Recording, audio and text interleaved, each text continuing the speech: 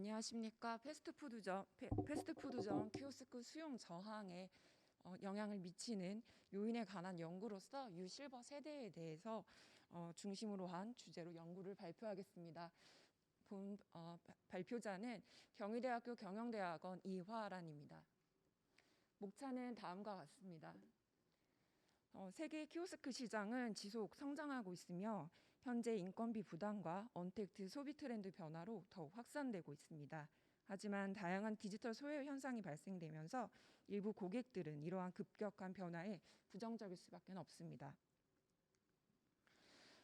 우리나라는 2000년 고령화 사회에 진입한 이후에 17년 만에 고령 사회에 접어들었고 2026년 초고령 사회로 진입을 예상을 하고 있습니다. 이러한 급진적인 고령화로 인해서 고령층 편입을 앞둔 유실버 세대는 새로운 소비층으로 급부상하게 되었습니다. IT 발전으로 인해서 키오스크에 대한 연구는 학계에서는 활발히 이루어지고 있었지만 대부분 수용 요인, 사용 의도에 한정적이었고 수용 저항에 대한 연구는 상대적으로 미흡했습니다. 특히 연구 대상자가 전 세대이거나 20대로 편향되어 있는 한계점이 있기에 향후 국가 경쟁력을 좌우하고 미래 거대 인구가 될 뉴실버 세대의 키오스크 수용 저항에 대한 연구가 필요하다고 판단되어 본 연구를 시작하게 되었습니다. 본 연구는 유실버 세대를 대상으로 패스트푸드점 키오스크 수용 저항에 어떠한 요인이 영향을 미치는지 테크노스트레스 이론과 가치 기반 수용 모델을 활용하여 확인하는 연구를 통해 키오스크를 제공하는 패스트푸드점에서 유실버 세대들의 수용 저항 요인을 제거 또는 감소시켜 키오스크의 이용 활성화 전략과 방안을 제공하고자 합니다. 유실버 세대는 1970년대 산업화를 통해 정보통신 기술에 지속적으로 경험한 50세 이상 65세의 연령층으로서 이들은 시간, 교육, 경제적 여유를 기반으로 사회 활동에 적극적이고 미래지향적이며 합리적 소비와 즐거운 삶의 영위를 추구하는 세대로서 기존의 실버 세대와는 차이가 있음을 볼 수 있습니다. 국내 키오스크 시장 또한 세계 키오스크와 동일하게 매년 지속적인 성장을 기록하고 있고 외식업계에 따르면 롯데리아와 맥도날드는 2019년 말 전국 점포의 60% 이상의 키오스크를 설치하였습니다. 테크노스트레스는 IT 환경의 수요나 공급이 개인의 능력이나 욕구에 적합하지 않을 경우 발생하는 것입니다. 본 연구는 선행 연구를 기반으로 유실버 세대의 특성으로 혁신성과 IT 효능감을 측정 항목으로 구성하였고 키오스크의 특성으로 복잡성과 패스트푸드점 방문 시에 무조건 키오스크를 이용해야 하는 무선택 그리고 문의 또는 문제 발생 시에 문의할 직원을 찾지 못해서 경험하는 무응대 상황을 강제 사용이라는 변수로 직접 개발하여서 측정 항목으로 구성하였습니다. 가치 기반 수용 모델은 지각된 가치 개념을 바탕으로 기술과 서비스 수용에 대해 설명한 이론입니다. 본 연구에서는 선행 연구를 기반으로 지각된 위험 중 시간 손실 위험과 사회적 위험, 지각된 혜택 중에서는 유용성과 즐거움을 측정 항목으로 구성하였습니다. 신기술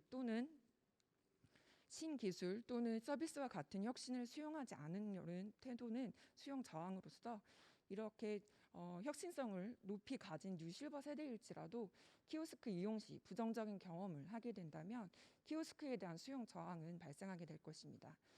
키오스크가 점점 확산되어 가고 있고 발전되어 가고 있는 이 디지털 시대에 유실버 세대는 이러한 흐름에 외면하지 않도록 해야 할 것이기에 다음과 같은 연구 모형을 수립하였습니다.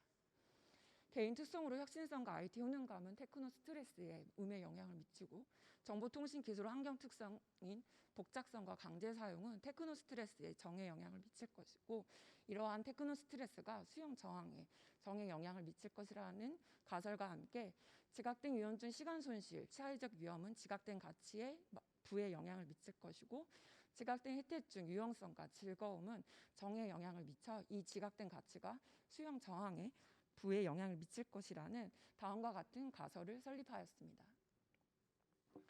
본 연구의 설문 대상자는 총 245명으로 이 중 145명은 패스트푸드 키오스크 이용 경험이 있는 유실버 세대를 대상으로 설문을 진행하였고 그 외에 나머지 100명은 키오스크 이용 경험이 전혀 없는 유실버 세대에게 직접 매장에서 처음 이용하게 한 후에 자료 수집을 하였습니다. 인구 통계학적 분포입니다. 다음은 본 연구의 조작적 정의입니다. 연구 결과 신뢰성과 타당성, 집중 타당성 모두 확보해왔고 판별 타당성 또한 확인할 수 있었습니다. 가설 검증의 연구 모형 결과입니다. 모두 유의한 경로와 그리고 모두 유의한 유의 시즌을 확인할 수 있었습니다. 예상한 가설에 대한 결과로 6개 가설 모두 채택되었으나 지각된 위험 중 사회적 위험은 지각된 가치에 미치는 영향력은 있었으나 가설과는 반대 방향으로 유의함을 확인할 수 있었습니다. 결론입니다. 본 연구는 뉴실버 세대를 대상으로 패스트푸드점 키오스크 수용 저항에 미치는 영향 요인을 도출하고 검증하였습니다. 테크노스트레스 이론과 가치 기반 수용 모델 두 이론을 결합한 본 연구의 결과가 향후 수용 저항 관련 연구 확장에 기여할 것이라고 판단됩니다. 또한 테크노스트레스에 영향을 미치는 정보통신기술 환경 특성 중 본 연구자가 직접 개발한 변수인 강제 사용이 수용 저항에 미치는 영향력을 확인하여 특장점이 있다고 생각됩니다. 실무적으로는 키오스크를 제공하는 업체들은 단순성을 극대화한 개발이 필요할 것이고 수용 저항을 높이는 경험을 최소화하기 위해 직원 호출 기능 서비스 제공을 제언합니다. 또한 정부 교육 프로그램과 연합하여 반복적이고 맞춤 교육을 실시하여 유실버 세대의 키오스크 활용 능력을 상승시킬 수 있도록 프로그램과 콘텐츠 개발이 필요할 것입니다. 연구의 한계점으로는 본 연구는 표본 수집에서 오프라인, 온라인 설문 수집이 함께 진행되어서 향후 연구에서는 응급 환경을 고려한 설문 수집을 통해 표본의 대표성을 높이는 연구를 제안합니다. 두 번째로 키오스크 경험이 처음이거나 다수 이용한 뉴실버 세대 모두 한 그룹으로 연구를 진행하였기에 향후 연구에서는 키오스크 이용 경험이 전무한 뉴실버 세대만을 대상으로 이용하지 않는 이유에 대해서 밝혀내는 연구를 제안합니다. 마지막으로 수용 저항의 선행 요인으로서 강제 사용 변수를 본 연구자가 직접 개발하여 아직 확정되지 않은 설문 문항을 사용하였습니다. 그렇기에 더 많은 연구를 통해 추가 및 개발되어 측정 도구를 확장할 필요가 있고 향후 새로운 기술 및 서비스 연구에 적용해볼 가치가 있을 것으로 사료됩니다. 이상으로 발표를 마치겠습니다. 감사합니다.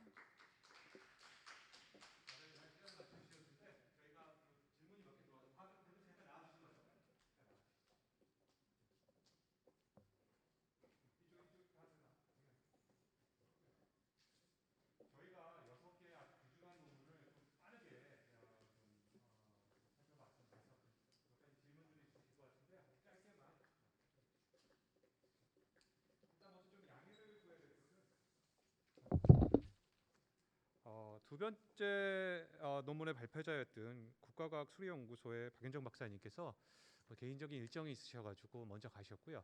질문이 하나 들어와 있습니다. 현재 굉장히 혼잡도가 높은 지역이 있는데 이러한 시스템에서 혼잡도가 더 높아질 경우 어떻게 할 것이냐라는 질문을 박도희 선생님께서 주셨는데 이 질문은 이메일로 주시면 답을 주신다고 하셨습니다. 그리고 몇 가지 질문들이 와 있는데요. 일단 첫 번째 논문에 대해서는 차량 경로에 대해서 말씀을 해주셨는데 기존의 차량 경로는 내비게이션들 많이 있는데 그것과 지금 안 계신가요? 첫 번째 발표하신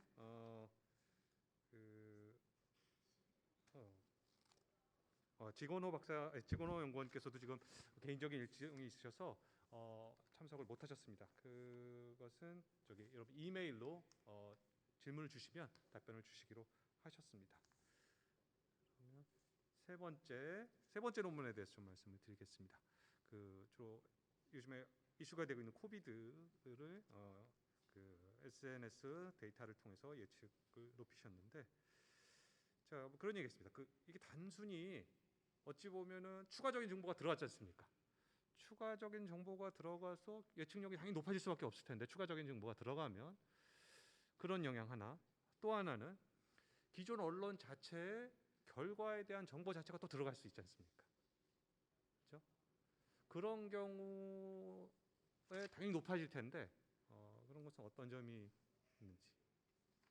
예, 이쪽에서.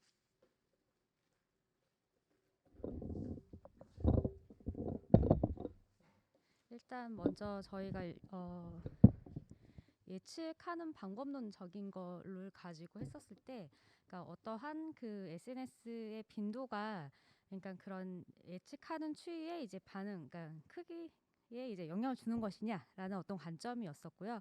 그 어떻게 보면 지금 말씀해 주셨던 내용들이 당연히 뭐 예상할 수 있지만, 저희가 일단은 기본 전제는 그 뭐 정보 동기라든지 사회 동기 이런 부분들이 데이터와 실제 그 확진자 수에 대한 데이터에 대한 것을 먼저 비교해서 봤고, 그거에 의한 가설을 가지고 저희의 어떤 분포에 대한 뭐 몬테카를로 방법을 가지고 저희가 수행했다라는 점 때문에, 일단은 한번 저희 그냥 그 원래 그 SAIR 모델을 예측하는 거에 실제 그런 빈도, 그러니까 SNS의 어떤 빈도와 결합한 예측을 가지고 한번 도전해봤다는 것 자체가 좀 의미 있는 얘기지 않을까라고 생각을 하게 됐습니다. 그리고 언론사에 대한 부분들은 이제 저희도 뭐 한계점으로 아까 뭐 4개 사만 정해서 했던 부분은 분명히 한계점이 있고, 향후에는 이제 그게 좀 더 보완되는 연구를 추가 연구하려고 생각하고 있습니다.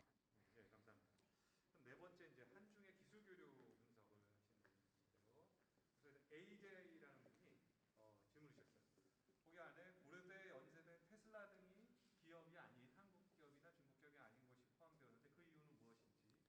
그거는 그 분연구에서 그냥 환경에 적용 해당돼서 네, 집어넣었습니다. 사실 아까 발표 중에 조금 말씀을 하셨어요. 그 두 기업 간의 연관의 어떤 중개 역할을 네, 하는 네. 경우가 있어서 들어갔다. 있고 또 하나 질문은 이게 결국 SNA의 어떤 SNA 지표를 가지고 성과에 미치는 영향을 받는데 네.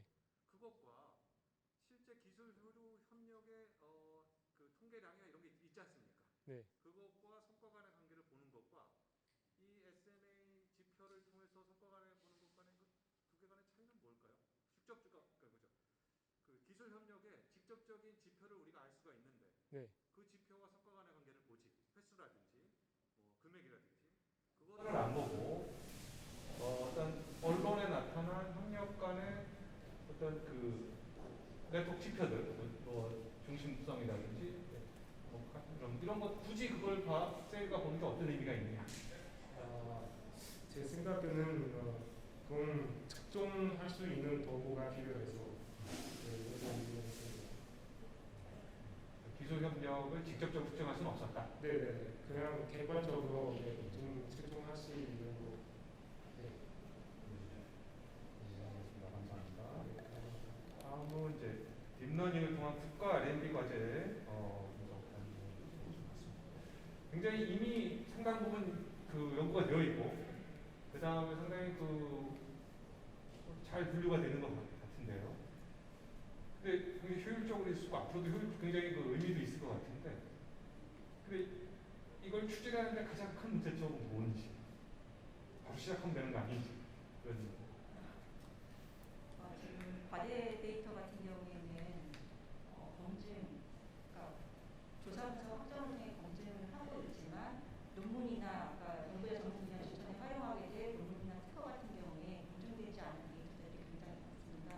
그래서 지금 전문 분야 추천하는 데 있어서는 협력 연구자도 차업될 수 있고 적정한 평가원 섭외도 필요하기 때문에 이에 대한 수요는 많은 데 비해서 정말 학술형에 쓸 데이터가 선정하는 게 제일 지금 어려운 문제여서 저희는 NTS 내부에 있는 메타데이터 외에 히브리스나 또는 NTS 같은 외부의 그 논문 초록, 특허 초록까지 활용을 올해 할 계획입니다.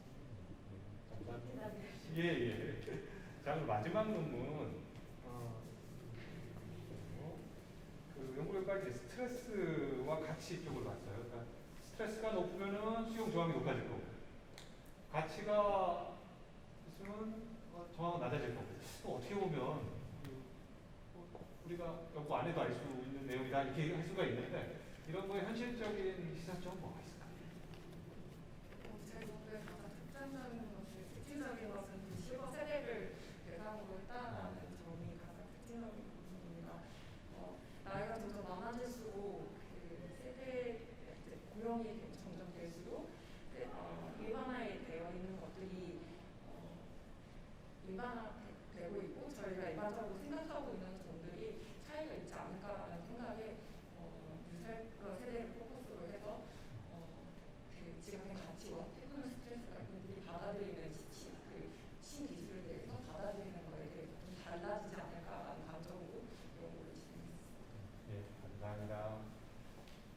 자, 여기까지 저희가 마지막 세트입니다. 박수사 기다리시고 있네요. 오늘 F 오늘 함께 마지막 시간, 마지막 장소에 마지막 시간까지 같이 해주신 발표자분들께 다시 한번 박수 드리고요.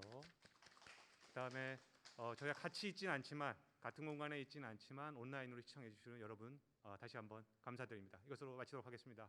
감사합니다.